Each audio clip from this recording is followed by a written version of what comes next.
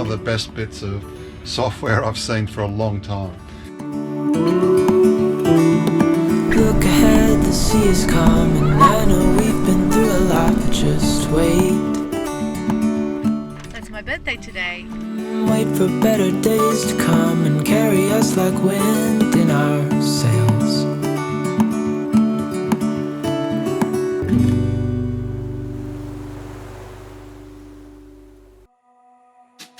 Last time we showed you our cockpit enclosure.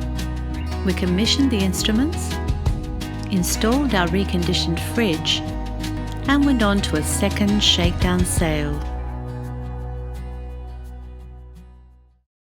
This time there's more work to do as usual, but we want to catch up with friends first. We're going to Smith's Creek. How you stomp your feet up off the ground. Well, your smile came to me somehow. Then everything faded away, and all this time I thought it would be just me and my guitar, blowing up hearts, dancing in the dark, just waiting for a spark to come in, just me and my guitar.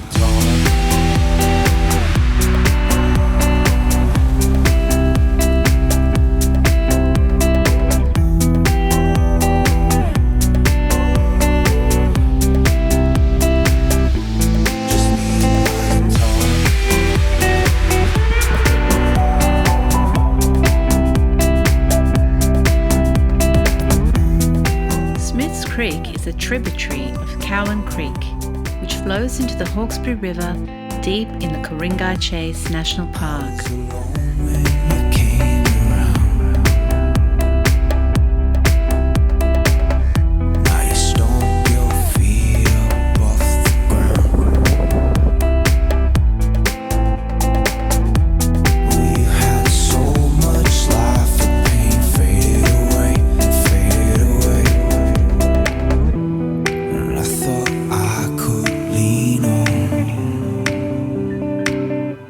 Just me and my guitar.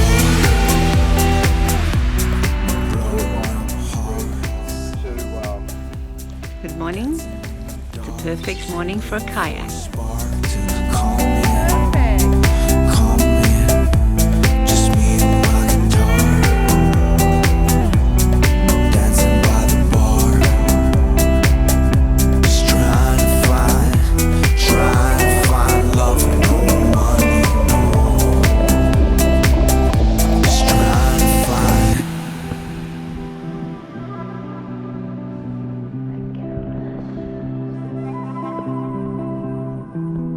Baby, I won't forget now how you stomp your feet up off the ground.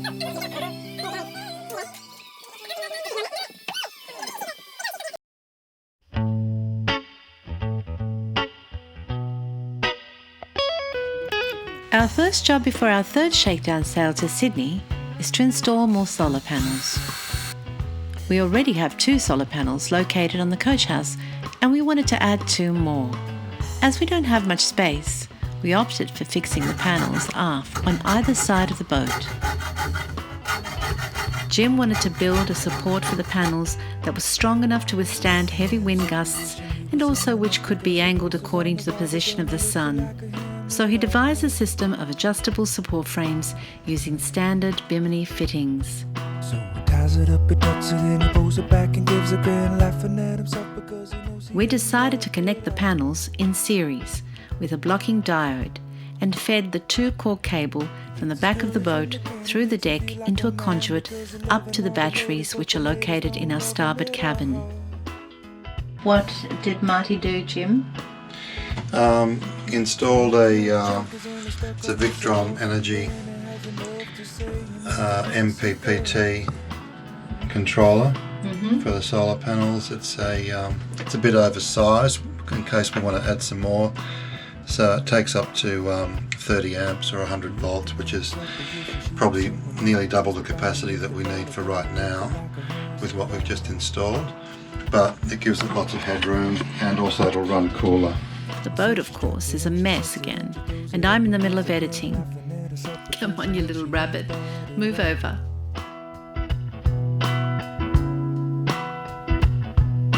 I caught up in the trends where the truth began to bend, and the next thing So if we want to particularly angle it towards the sun, Yeah. we can always just slide it in, lock them back into place,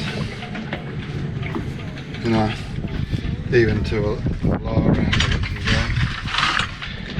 go. In winter, the angle between being horizontal and vertical doesn't make much difference if it's actually facing the sun, but because you're on a boat and it's moving constantly, the only really ideal position to put it if you're sailing or at anchor is to have it horizontal. But in the marina, if I want to get a bit of extra power, I can easily angle it towards the sun. So the Victron solar charge controller Bluetooth models have got a fabulous phone and computer app that will measure the current status of the charge as well as the history, and it's just got so many settings. It's so easy to set up. It's one of the best bits of software I've seen for a long time. And basically you just download the phone app and it automatically connects to any Victron Bluetooth devices in range. Now ours is down below underneath the bunk where the batteries are, so the Bluetooth has plenty of strength to get from that point up to the bow of the boat, anywhere I want to be on the boat and look at the solar charge. So here it is connecting. So it's showing the status at the moment, which is it's putting out 49 watts. It shows you the full voltage coming out of the panel, which is about 17 to 18 volts, 2.7 amps. Then after it's converted it to the 12 volts, it's showing the actual amps going into the battery, which at the moment is 3.7 amps. It's showing that it's in the bulk charge phase, not the float. So it shows you all that sort of information. It's a fabulous system. It's just so easy to use, and it auto configures, it auto updates, and it's a really good bit of gear. Highly recommended.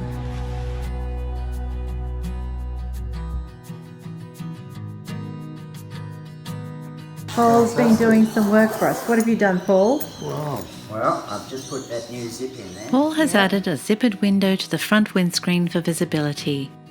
It means we can open a section to look through without having to take the whole thing off. I use Novus number 2. Oh, okay. Yeah. That's just a fine scratch. Paul began his career 30 years ago as a sailmaker. One of his first jobs was working on the sails for the America's Cup boats. Just reinforcing. You just put that in. That's good. We can't wait to see if this alteration works on our next trip. Thank you, Paul.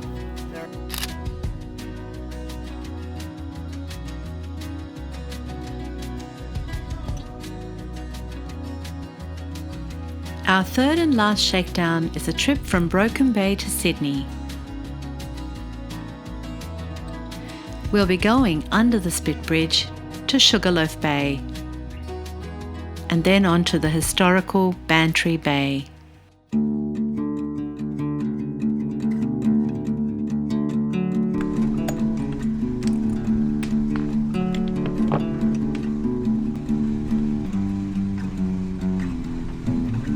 Pouncing raider race through the dapple shadows, light was pouring down upon the stepping stones.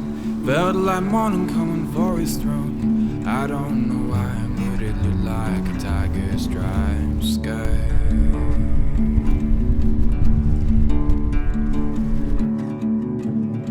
Half the world was pulling on its colors. Broken Bay is a large inlet of the Tasman Sea located about 31 nautical miles from Sydney. I don't know why, but it felt like Apparently, Captain Cook recorded that he saw a broken land north of Port Jackson, and he named its bay Broken Bay. This fact has been disputed, but whatever the case, Broken Bay is essentially the point at which the waters of the Hawkesbury River, Pittwater and Brisbane Water all meet before flowing openly into the Tasman Sea. Oh, tell me why I'm underneath the tide. The Tasman Sea, from Broken Bay to Sydney, is a busy one, popular with weekend sailors as it only takes 4 to 6 hours from hook to hook. This particular day, there wasn't a lot of wind, so we sailed and motor sailed. And as the day was beautiful and there was only a long rolling swell, it was very relaxing. I've seen adventures on a cafe wall. Think I'll take a turn from the known road. Think I'll write a tale of my own. I'm going southbound to where the ocean's flirting with the coast.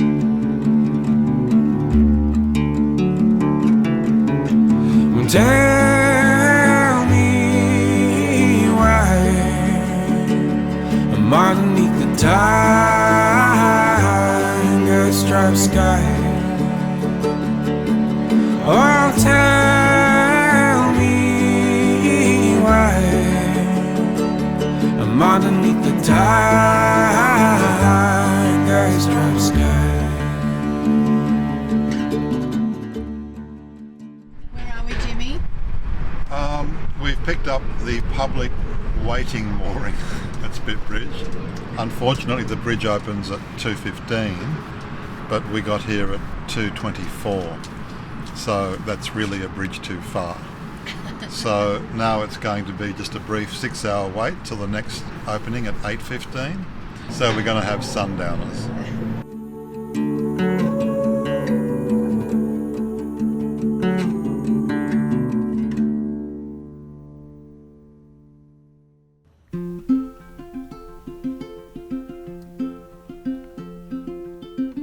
So I'll admit I lost my Selby lunch.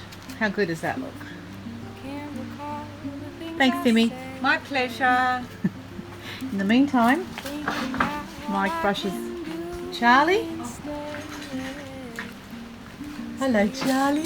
Hello, beautiful. While we were in Sydney, Mike had to get his rigging done at Woolwich, and Infotrack was getting some work done. Under her previous name, Perpetual Loyal, she claimed line honours in the 2016 Sydney to Hobart. She's 100 foot long and entirely built of carbon. About your new rig, Mike. Yeah, it's cost me a fortune. I don't like spending money. That's the one thing Mike Selby doesn't like doing. Write your name into a song. Heal these broken bones with notes till dawn. Here now.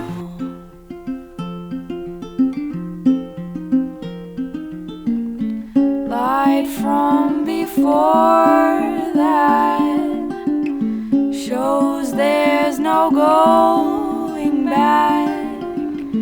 These thoughts send photographs to past and present lives.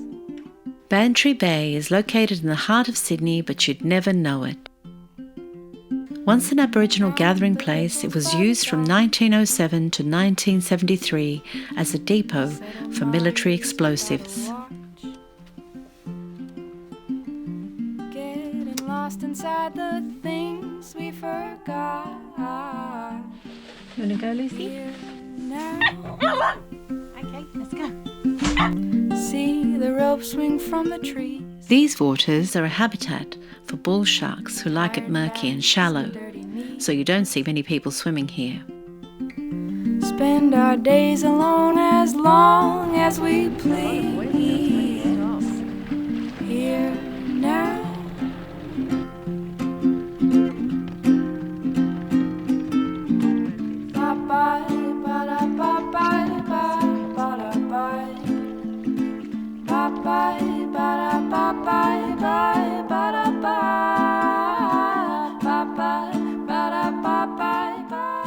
At the turn of the century, this picnic spot was a pleasure ground, with dance halls and pavilions for day trippers who took a ferry ride from the city to get here. Today, there's barely a trace of those times, which might not be a bad thing, come to think of it. These thoughts and photographs to past and present lives. These days, Bantry Bay is a quiet oasis of peace and one of the last unspoilt jewels of Sydney Harbour.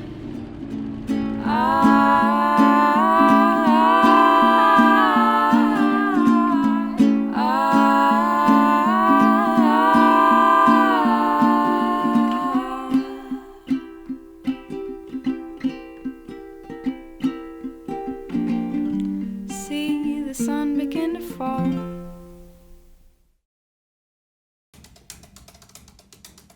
So it was time to leave.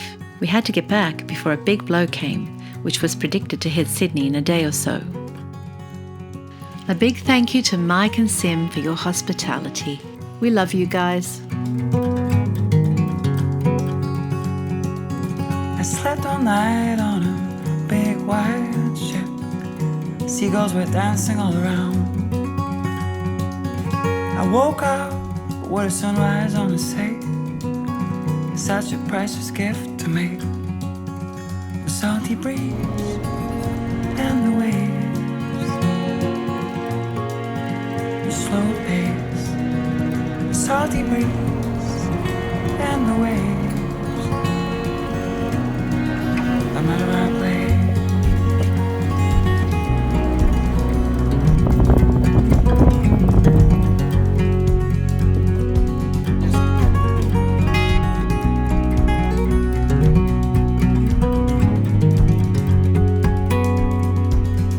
Yesterday we followed the road of the moon. We drove all day towards the coast. It remembered me, the beauty of this life. Such a feeling to be alive. About halfway back to Broken Bay, we received a man overboard alarm on the navigation instruments. It was here that a man fell overboard 8 years ago while his wife slept below in their boat. We checked the position of the MOB on the chart plotter and luckily discovered it was just coming from a marina in the bay.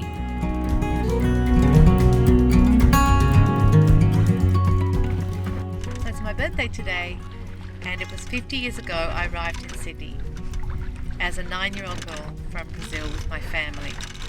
I couldn't speak English and I didn't know what the future would hold. And here I am, still on a boat, and it's pretty cool. Doesn't get better than this, does it? No matter where I play.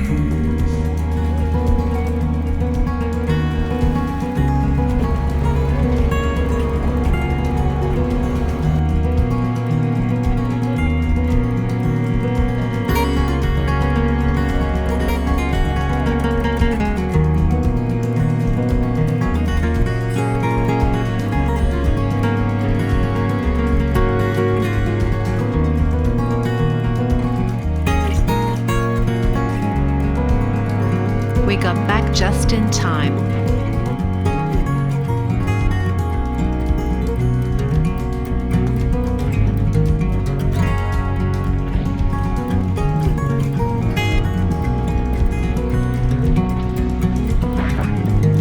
Next time, we take you on a tour of Kikamalu.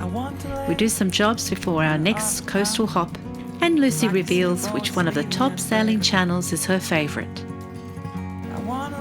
Go give Daddy a kiss. Go give Daddy a kiss. Go give Daddy a kiss.